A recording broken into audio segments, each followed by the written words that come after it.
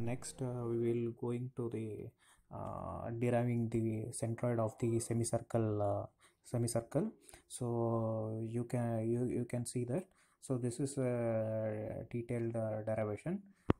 So see here, we will I'll lightly enhance that figure. See here, this is a semicircle. Yeah, in the bottom y-axis there is a negative y-axis and positive y-axis. So you can see x-axis and y-axis in both the direction. So one, it is a positive y direction and another is a negative y direction. So if you take a one semicircle, in that semicircle I'm taking a small segment which I am taking that. Okay, on the top side you can see that I have taken one semicircle, sorry, one small segment I have taken. In that segment, it looks like a right angle triangle. It's very not accurately, it is an approximate right angle triangle. In this you can see this, in this it has the radius of r, the whatever the segment, a small segment I have taken. In that the radius will be the r, and what is the x distance and y distance, you can see this in this figure. In the from the center of the semicircle, that is an origin from an O to the point. If I take a point on that segment which I have shown in a dotted point, to that point to the origin, the distance will be 2/3 of its radius. Whatever the radius will be there, that I have taken a point at 2/3, means see, whatever the distance is there, 2/3, that is nothing but 66% of that length, the total length, whatever the radius is there, 2/3 of its length I have taken a dotted point. That is a y distance, that is a radial distance, 2/3 of r into cos theta. So whatever I have taken, if you resolve the distance, so x distance will be 2/3 of r cos theta, and y will be the 2/3 of r sin theta. So if I want to take the only the x distance, that will be 2/3 of r cos theta. And what is the distance, radial distance? So I have teached about the ordinate radial system and the coordinate systems. Now I am taking the only the radial systems. So from an origin to the point, the radial distance will be 2/3 of r. Okay, whatever the radial distance will be there, so I have taken that radial distance into angle. You can make an origin. In the coordinate system it is x comma y, in this radial system it is 2/3. Okay, 2/3 is the radial distance, and the x distance will be 2/3 of r cos theta.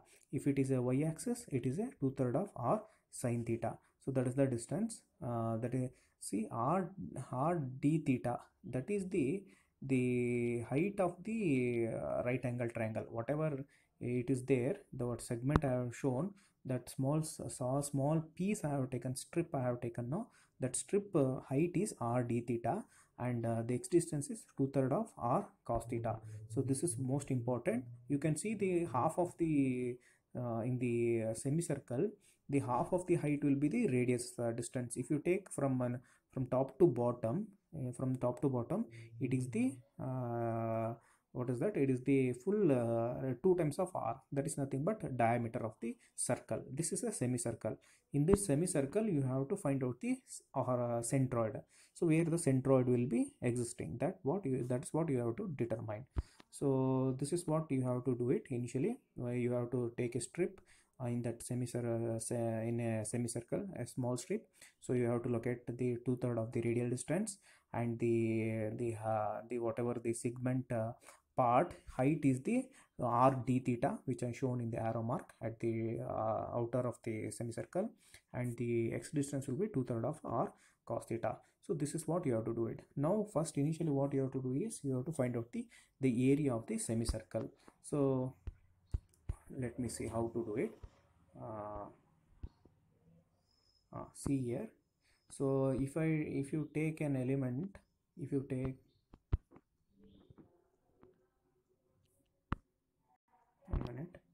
second.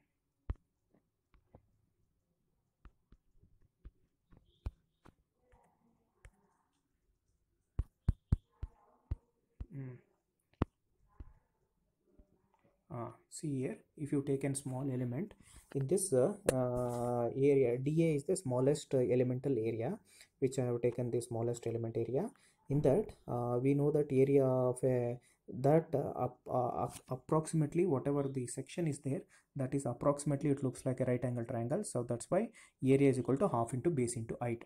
The that is for a bigger right angle triangle. For a smaller right angle triangle, it is smaller triangle, so it is a, we call it a smaller one as smaller dA.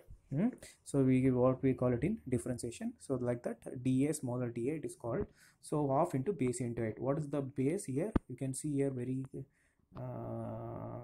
clearly. See here, you can see very clearly the base is 2/3 r cos theta. Height will be r d theta, which I am showing in the top. Axis will, x-axis is 2 by 3 r cos theta, that is the base, and height of that elemental area will be r d theta. So that's what I have written here. See here, and that is for an the smaller strip. Okay, so if you take an r, so the strip the base of that strip will be the radial distance. Okay, so the base will be the r and the height will be the r d theta.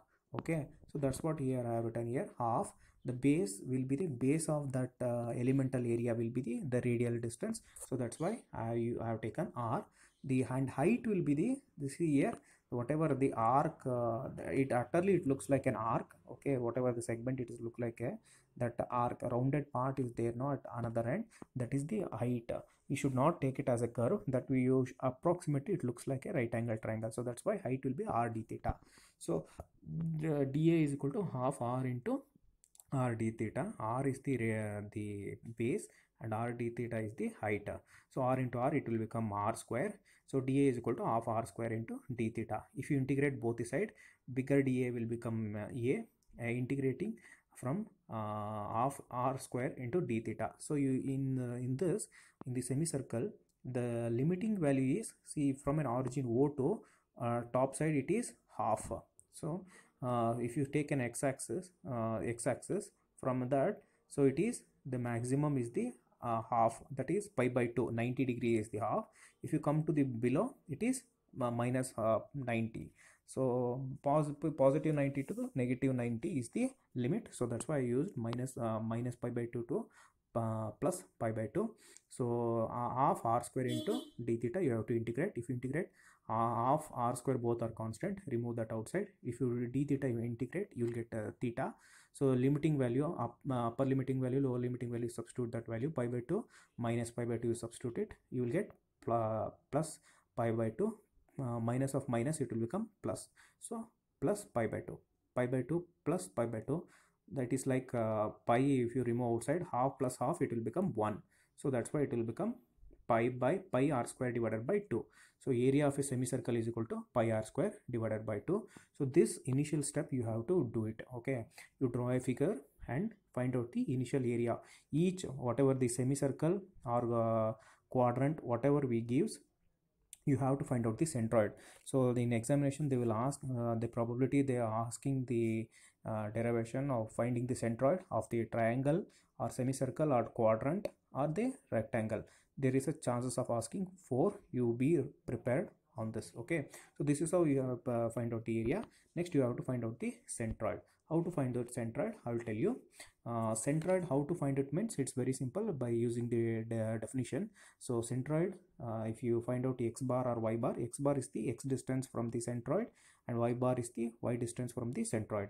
That is the integration of x into the whatever the x distance will be there, that to the smallest elemental area to the area of the total area of the whatever the section you take it, that one. Okay, so that is what the definition. So x bar is equal to integration of x, integration of x is the x distance, x into dA divided by area, which that is the standard definition. By definition we have to take it. Okay, so if you don't know how to take it means, just you take x bar or y bar is equal to integration of x into, if you take x, x bar, you have to take it x into dA divided by a. So you keep this formula constant for all the derivations. Okay, so x bar is equal to x into dA divided by a. So what is x? X is the x ordinate distance from the centroid. So you have considered that centroid point of that that smaller elemental area in the top. You can see that elemental area x distance is 2/3 of r into cos theta. Use that one. Okay, so for the dA, what you have to do, use it. So dA, there is a top one, initially starting one formula we have used, no, half into r into d theta. That formula you have to use it. For a small total area only a is there, no, for that one you have to use pi r square divided by 2, which we have used earlier. Okay, so I will repeat once again. X, what you have to do it, x you have to take it one from the figure, the x distance, that is 2/3 r cos theta, and dA, that is the formula which you have used earlier in the very beginning, first equation. Half dA is equal to half r into r d theta you have used, no, or half r square d theta used, no, that one dA use it, and dA you use it pi r square divided by 2. Okay, so next that I will show you.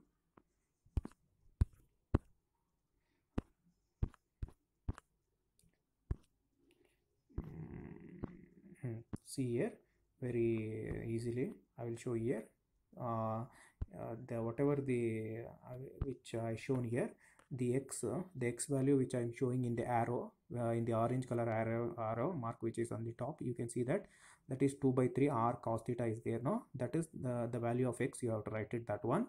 And the dA, you have to write it on the top, first equation is there, no, half r square d theta, that one you write it for a dA. And for the a, you write it half pi r square divided by 2. So after writing this, okay, after writing this, so what you have to do is you have to simplify that. How to simplify? It is very easy. I will show you in the next figure. See here very clearly, that is 2/3 r into cos theta half r square d theta pi r square. So whatever the previous equations were there, so that one I have written in the by hand. See here, what you have to do is, but 2 both you cancel it, r square and r, it will become r cube, and cos theta and d theta, it remains as it is. Only you have to cancel it, 2 top and bottom 2 is there, no, you cancel it, and denominator pi r square divided by 2, it remains constant. Okay, next step what you do is, pi by r, in denominator pi r square divided by 2 is there, no, you send it to numerator, so that will become 2 by pi r square. Okay, so numerator whatever it is there, you keep it as it is. R square by 3, the numerator, it remains same, and pi r square divided by 2, it will be, and if you go to the numerator, it will become 2 by pi r square. Okay, so integration from minus pi by 2 to plus pi by 2. So cos theta into d theta you have to integrate. So cos theta, if you integrate, you will get the sin theta. Okay, so that's what I have integrated. See, you can see here, integration from minus pi by 2 to plus pi by 2, cos theta into d theta. Cos theta integrated, so yeah, I got it sin theta. Okay, so before integrating, after sending that pi by r square divided by 2, so what I have done, so I have brought it in the next step. You can see here, in the next step you can see here, r cube divided by 3 pi r 2 by pi r square is there. So r square r square cancel it, only left with r. So numerator it will become 2r, and denominator it will be 3 pi. That 2r by 3 pi I have written directly in the next step. Okay, so cos theta, whatever cos theta is there, I have integrated. After integration cos theta, I got sin theta. So upper limit and lower limit, pi by 2 divided by minus pi by 2. So I got sin theta. Sin theta I have to put the upper limit and lower limit value. So 2r by 3 pi I have written as it is. Upper limit is pi by 2, so it will become sin pi by 2 minus sin theta, in the value of theta I have to return minus pi by 2. So 2r by 3 pi, it remains same as it is. Sin pi by 2 is 1, sin 90 is 1, and minus sin pi by sin pi by 2 is minus 1. So it will become minus 1 minus of minus 1, it will become 2. So 2 into 2, it will become 4r divided by 3 pi. So this is what the derivation of quadrant. Okay, so this is very important. for the examination, you please practice 1 or 2 times.